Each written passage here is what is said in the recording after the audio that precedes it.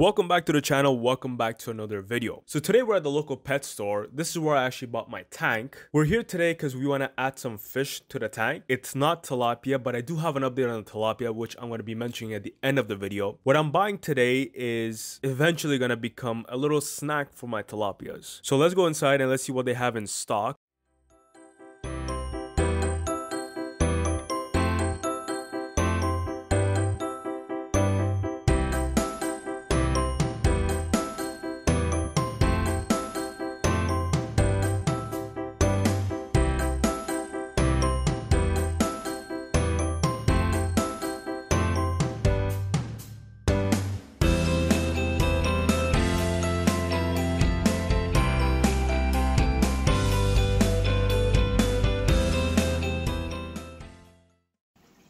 So what I bought today at the pet store are feeder minnows. If you know what feeder minnows are, people feed them to their bigger fish. It's a little snack. And I personally also use it when I go fishing. I put one on the hook and I cast it out.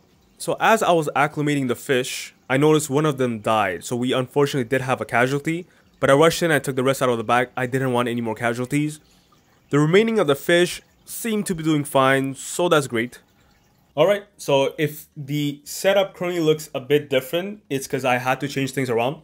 If you see, I have two shelves right now. I have one there, one there. Initially, I had only one shelf with the aquarium on it.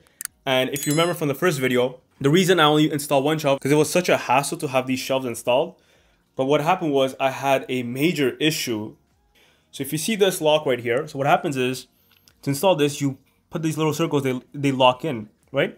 So what happened a couple of days ago, I heard a pop. I didn't know what the pop was, so I started looking around and then I noticed the bottom one, if you can see properly, it popped out. I had the aquarium sitting on top here, and this is the bottom piece. This is the foundation. So if this came off completely, the tank would have fell. I would have had 30 gallons of water on the ground. All my electronics would have been fried. The aquarium shattered and all the fish dead. So I had no choice to just make another one, properly install them this time, and then I transferred the aquarium there.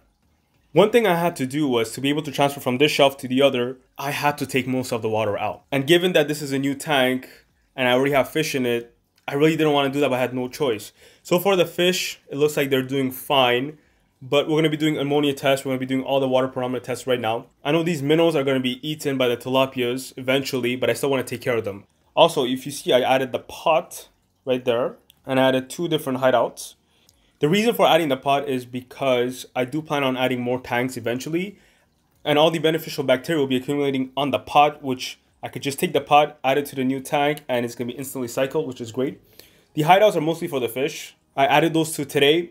They're not using it right now, but hopefully eventually. So now let's get to the ammonia and all the other water parameter testing. So to test the ammonia, I took 5 milliliters water from the aquarium, and I'm using the API test kit. So I have to put, so there's two bottles. I have to put 8 drops from each bottle into the test tube, and then we'll wait a couple minutes, and then we'll test the color. So let's start. Let me just put something here. All right.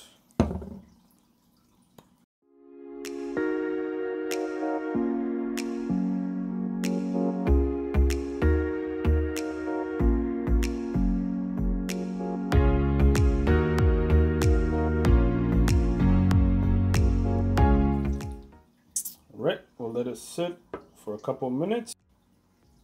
Alright, so I waited 5 minutes, and after 5 minutes it looks like it has no ammonia.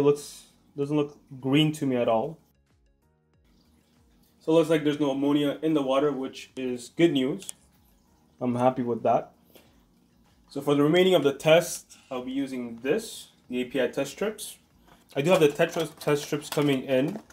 So for now, we'll be using the API, then we'll switch to Tetra when that comes in. So it comes in a bottle like this. Looks like an M&M bottle. Here's the test strip. I'm supposed to dip it in, swirl it twice, and then verify the colors with the ones in the back of the container. So let's do this.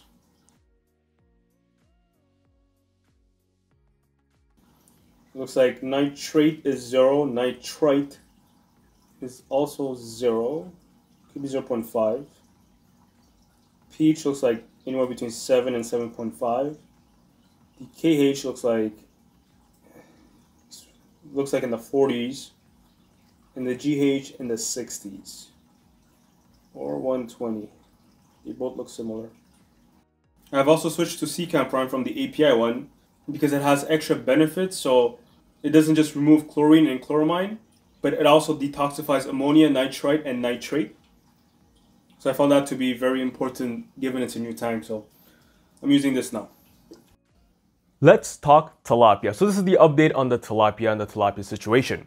So if you recall in my first video, I had mentioned that I was going to get white knot tilapia.